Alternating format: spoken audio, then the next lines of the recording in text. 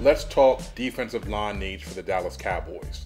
This is KD Drummond of Blogging the Boys, and we're here to discuss the upcoming April draft for the Dallas Cowboys and some of the players that they could be targeting to try to improve this team.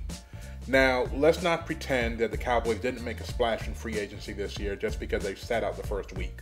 When they franchised Anthony Spencer, that took $11 million, almost $11 million off of their cap, and it got them the best pass rusher available in free agency. Make no mistake about it, Elvis Dumervil is not better than Anthony Spencer. Cliff Averill is not better than Anthony Spencer, although he is younger. Paul Kruger is definitely not better than Anthony Spencer. He was benched in the Super Bowl for a rookie. Now, with that said, Dallas does obviously have an issue along their defensive line, but I'm not going to say it's one of depth or one of immediacy. It's actually one of age. Anthony Spencer will be 29 years old for the entire 2013 season, and he will be the youngest projected starter for the Dallas Cowboys. Jason Hatcher, Jay Ratliff, and DeMarcus Ware are all over 30 years of age, and that's a problem. However, I don't think it's going to be an immediate concern for the Dallas Cowboys in the way that they have to replace somebody in order to have a positive starting lineup. They do need to add some more youth along the line, but I am actually satisfied with rotational players such as Sean Lissamore, Tyrone Crawford, and Brian Price, who was a pickup at the end of the year, former second-round pick out of UCLA.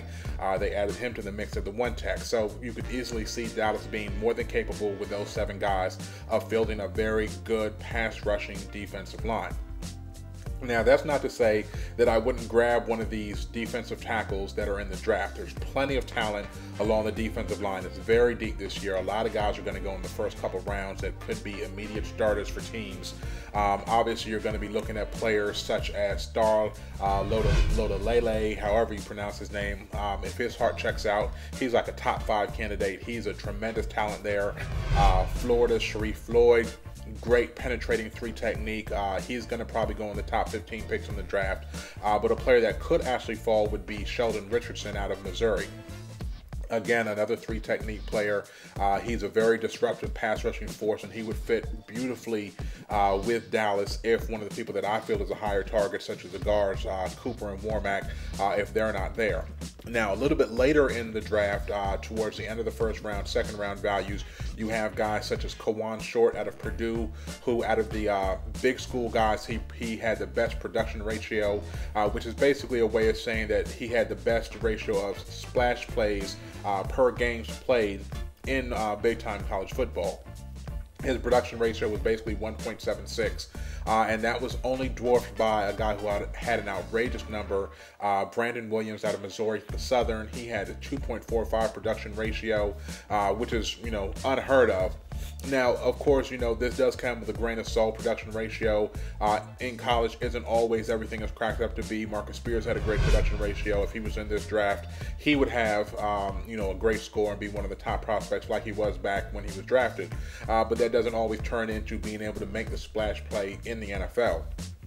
But those guys are really good values. I would love to see the Cowboys walk away with any of those guys, as well as players such as Sylvester Williams out of North Carolina. Some of the more bigger guys like Jonathan Hankins out of Ohio State, Jesse Williams out of Alabama. Those are names that you could actually hear early in the draft that I wouldn't be too offended if Dallas walked away with. Now, being that it's so deep, you could see players such as Akeem Spence, who I love, out of Illinois. You could see his pass rushing skills slip all the way to the 4th or 5th round, in which case Dallas would be, crazy not to call his name on draft day. There's also Jordan Hill out of Penn State. He's a pretty good guy that I wouldn't mind them seeing, wouldn't mind Dallas taking, as well as a guy named Montorie Hughes. He's out of Tennessee Martin. Now, again, these are guys that are going to be playing either the 1 technique or the 3 technique, which are going to be paramount positions for the Dallas defense. If you remember what Monte Kiffin did in Tampa Bay, he actually focused more on Warren Sapp being a 3 technique and the 1 technique guy. He was more, he did have to take on the double teams and such, but he wasn't as vital a role. So you probably won't see Dallas going for a 1 tech early in the draft, but you could see any of the guys that I mentioned that are 3 techniques, guys that are around 300 to 310 pounds or 285 to 310 pounds. You'd like them to be around 300. But more importantly, you're looking for the guys that have the pass rushing skills that could actually supplement what Dallas has intact and be ready to take over for Ratliff and Hatcher. Hatcher's a free agent next year. Ratliff has a couple years left. So they have to think along those lines. Now, defensive end, Dallas really has nobody behind DeMarcus Ware at the 7-tech, 9-tech Leo position, which is really the main pass rusher who occasionally stands up out of the 4-3 defense. They have guys on the opposite side behind Spencer. Tyrone Crawford is that guy, but they really don't have anybody behind DeMarcus Ware. So that's a bit of a problem. You have guys such as Ziggy Ansah. He's a defensive end out of BYU, athletic freak. He's in the JPP mode. He's really raw, played a lot of positions at BYU, so you really don't know what you're going to get from him. But if that athleticism leads you to believe that he's going to be, a great player. Deion Jordan, who I think is, for my money, is a better 3-4 outside linebacker than he is a 4-3 defensive end because he has a lot of coverage ability. But he is a great pass rusher. He'll probably be gone long before Dallas gets on the clock, so I wouldn't spend too much time focusing on him.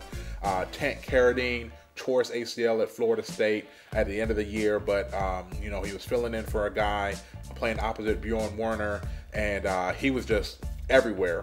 Florida State really did have a great defensive line last season, so you kind of take that with a grain of salt, the fact that he was surrounded by so much professional talent along that defensive line, but he has great pass rush skills.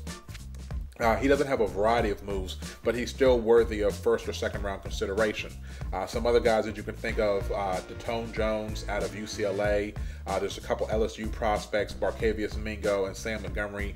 I'm anti-LSU players for some reason on the defensive line. I just don't think there's been a great track record of them translating to the NFL. I especially would stay away from Sam Montgomery because he admitted that he didn't play hard in all games and he's looking forward to coaches working that out of him. I like that you admit that you didn't play hard as opposed to people just seeing it on tape and you lying about it, but the fact that you're looking for the coaches to bring that out of you, that's a little bit of concern for me. Later in the draft, you have players such as, and it's not even later, it's really second or fourth round targets, guys such as Texas's Alex Okafor, Ohio State's John Simon. South Carolina has a guy, Devin Hunt, who played opposite Jadeveon Clowney, who, I would trade everybody in my family for in order to get a chance to draft him at the beginning of next April draft in 2014. But Devin Hunt is a guy who has a lot of pass rush talent.